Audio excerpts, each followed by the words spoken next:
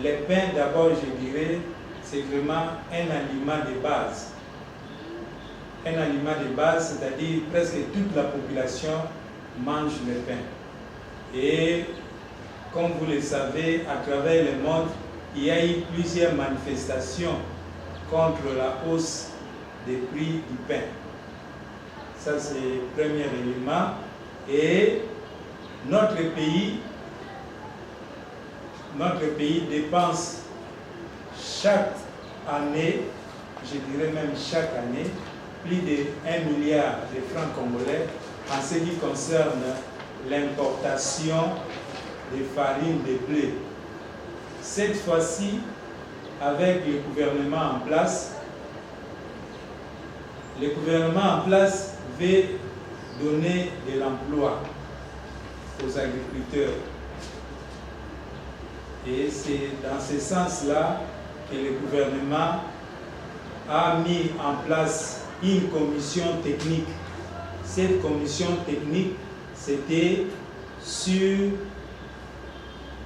la panification et la pâtisserie sur base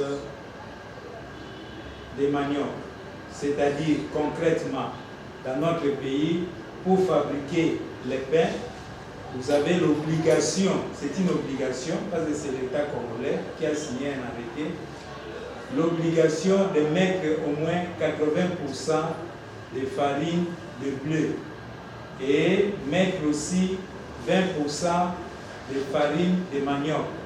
C'est pour permettre à nos mamans, aux agriculteurs, à nos paysans d'avoir un marché et renforcer aussi la création de l'emploi.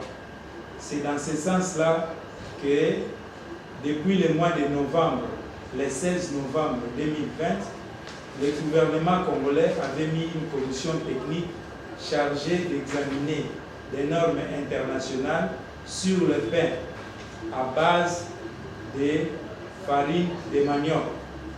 Qui ont participé à cette commission, il y a d'abord les représentants du ministère et différents ministères, des entreprises privées, des organismes de contrôle tels que l'OCC, les associations des consommateurs telles que l'association des consommateurs des produits vivriers en sigle ASCOVI. Il y a eu aussi la présence de l'Institut international d'agriculture tropicale.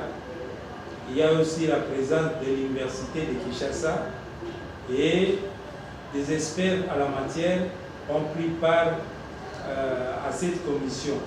Donc la commission avait pour but d'examiner la possibilité d'avoir une norme nationale. C'est-à-dire tout ce qu'on a adopté ailleurs, lorsque on adopte ça au niveau national, ça devient une norme nationale. Qu'est-ce qu'on entend par une norme? Une norme d'abord, c'est un document consensuel. Un document consensuel, c'est-à-dire un document où les différentes parties prenantes ont pris part, notamment les industriels, les fabricants, les hommes d'affaires tels que la FEC, Fédération des entreprises du Congo, les consommateurs, plusieurs partenaires prennent part à ces travaux. C'est ainsi qu'on parle d'une norme. Et la norme est généralement volontaire, c'est-à-dire vous pouvez utiliser comme vous ne pouvez pas utiliser. Mais lorsque l'État congolais prend un arrêté, il dit à partir d'aujourd'hui, je veux que dans la fabrication des pains, que vous puissiez mettre 80% de farine de bleu et 20% de farine de manioc. Là, ça devient obligatoire. Tout le monde doit l'utiliser. Et il y a les chercheurs. Nos chercheurs en RDC, nous avons le Père Charles. Le Père Charles est de Kimpese. C'est un prêtre catholique jésuite qui a commencé déjà à mettre dans la fabrication des pains les manioc. c'est un vieux projet, mais que les gouvernements ne mettaient pas ça en place. Donc, il y avait une question de volonté politique.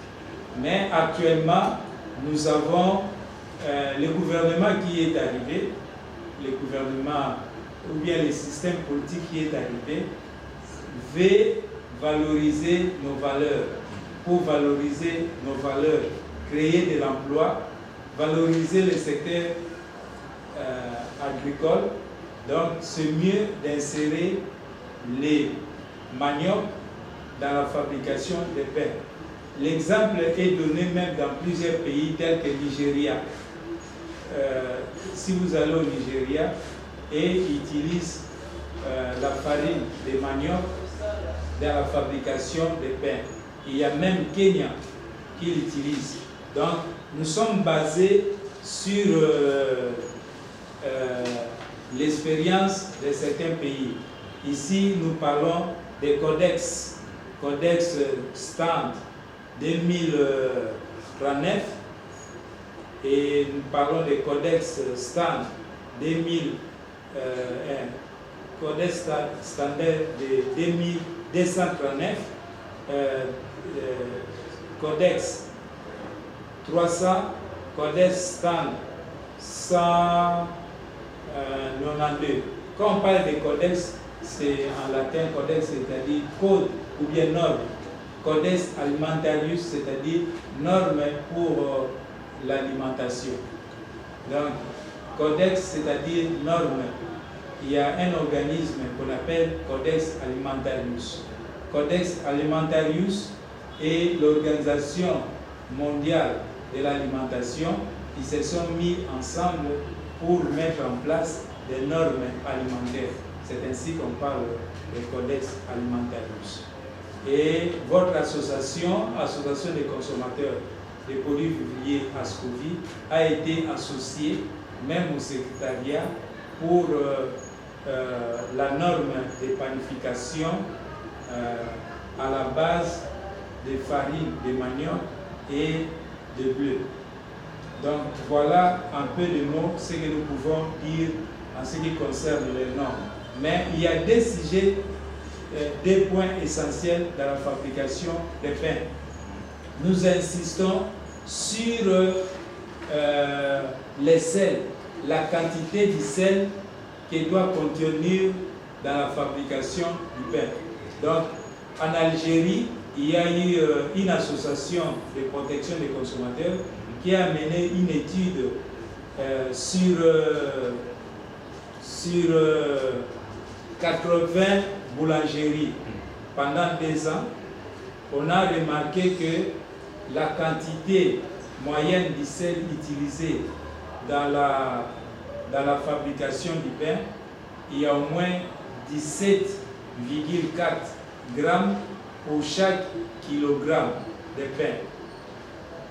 Hein? Donc il y a eu 17,4 grammes pour chaque kilogramme de pain. Donc la plupart des boulangeries à Casablanca, donc c'est au Maroc, ils utilisent entre 15 à 20% des grammes de sel pour chaque kilogramme de pain. Mais de manière générale, l'Organisation mondiale de la santé recommande au moins 4 à 8% des grammes de sel lorsqu'on fabrique les pains.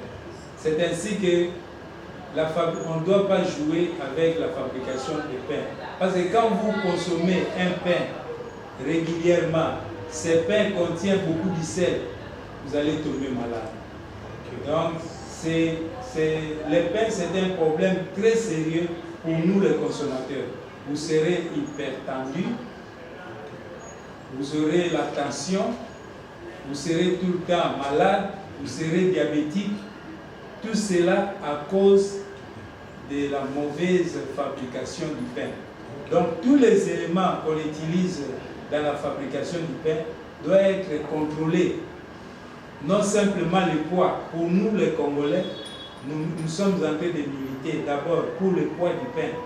Parce que vous voyez, il y a des pains, des vins. Chacun fabrique le pain comme il veut. et chacun met les poids, les grammes du pain comme il veut, mais c'est au détriment du consommateur. Donc c'est pour cela, ici vraiment nous lançons un cri d'alarme au gouvernement d'examiner quels sont les éléments, les ingrédients qui entrent dans la fabrication du pain.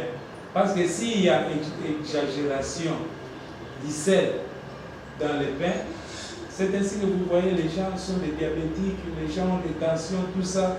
C'est parce qu'on ne contrôle pas ce que nous sommes en train de manger.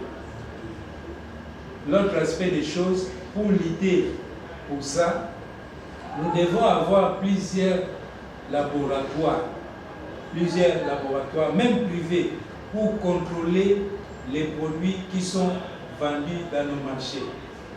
Ce n'est pas n'importe qui peut fabriquer un pain ailleurs, n'importe quel produit, il fabrique chez lui, même s'il a des documents officiels, il met directement sur le marché et les consommateurs achètent. Mais il faut qu'il y ait tous les produits qu'on fabrique doivent passer nécessairement par un laboratoire. Et nous insistons parce que les résultats des laboratoires, ça permet aux consommateurs d'avoir confiance. Nous pouvons citer des exemples.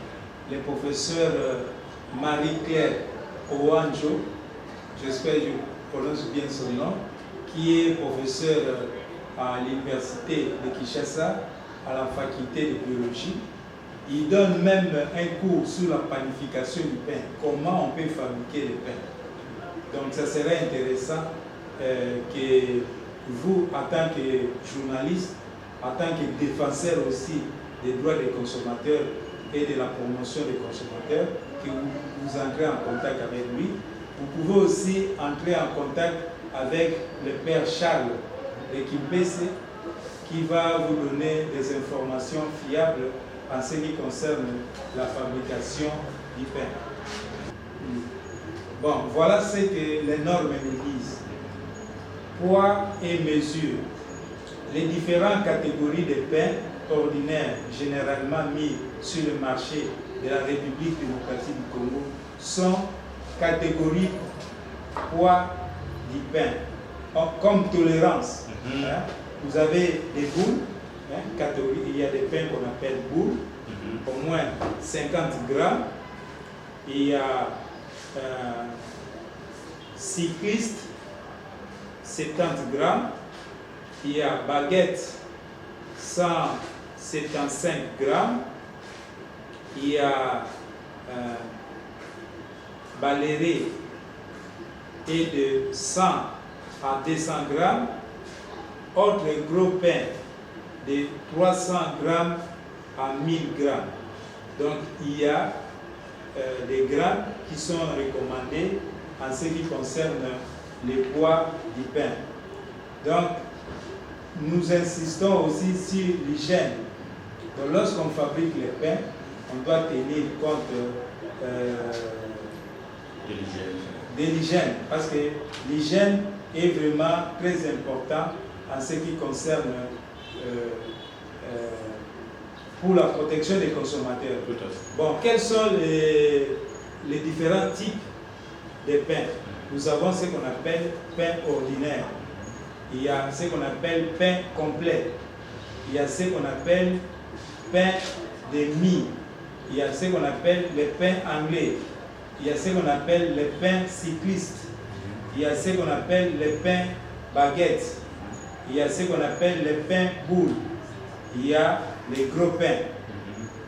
Donc là, c'est du côté panification. Mais du côté pâtisserie, vous avez, on peut fabriquer des biscuits, on peut fabriquer des beignets, mais sauf que la différence entre dans la fabrication des pains et dans la pâtisserie, lorsqu'on fabrique les pains, il y a ce qu'on appelle la fermentation. Donc il y a ce qu'on appelle la levure, on met la levure, il y a ce qu'on appelle la fermentation. Mais en ce qui concerne la pâtisserie, il n'y a pas la fermentation. C'est ainsi que dans les cadres de pâtisserie, vous avez les biscuits, vous avez les beignets, vous avez cake, vous avez les gâteaux, etc. Donc ça, ce sont des éléments nécessaires. Bon, les ingrédients de base dans la fabrication de pain, vous avez par exemple farine de manioc, farine de manioc panifiable, vous avez farine de format, vous avez l'eau potable, vous avez sel iodé. Bon, les ingrédients de base qui entrent dans la fabrication des pains complets, vous avez farine de manioc panifiable, vous avez farine de format, eau potable, sel iodé et pétisson. Donc là, ce sont des éléments importants qui interviennent dans la fabrication de pain. Donc le pain, c'est un produit alimentaire qui est consommé généralement par la population. Donc l'État doit veiller sur les conditions hygiéniques, même faire des contrôles régulièrement en ce qui concerne la fabrication de pain. Voilà ce que je peux dire encore en ce qui concerne le pain. L'État doit mettre des lois ou une législation qui permet qu'on puisse contrôler toutes les boulangeries. L'État, nous avons même suggéré à l'État congolais de catégoriser les boulangeries, c'est-à-dire boulangeries comme on fait pour les hôtels, hôtels de première étoile, deuxième étoile, troisième étoile, 4 étoiles. Donc là, si vous allez dans un hôtel de 4 étoiles, les standards, les standings de cet hôtel, vous savez que c'est 4 étoiles. Donc pour les boulangeries, c'est aussi même. Il y a des boulangeries qui sont inconnues, même à l'État congolais. Donc l'État doit prendre ses responsabilités entre ses mains. Ce que nous pouvons dire en tant que défenseurs des consommateurs, les consommateurs, ne cherchez pas simplement à remplir votre ventre. Il faut d'abord avoir toutes les informations possibles lorsque vous voulez acheter un pain et n'importe quel produit.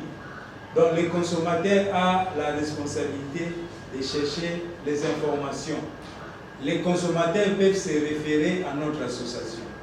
Si un consommateur a des doutes ou bien il veut avoir des informations claires sur la fabrication d'un pain, la seule manière ou bien ce qu'il peut faire, c'est de s'adresser d'abord à notre association. Notre association, c'est ASCOVI, Association des consommateurs des produits vivriers. Donc, vous pouvez référer à notre numéro de contact qui est 081 502 36 98. Je répète, 081 502 36 98. Donc vous pouvez vous référer à notre numéro ou venir dans notre bureau qui se trouve à côté de la paroisse Saint-Raphaël et boulevard Lumumba numéro 1. Vous allez nous trouver et vous allez nous exposer votre problème.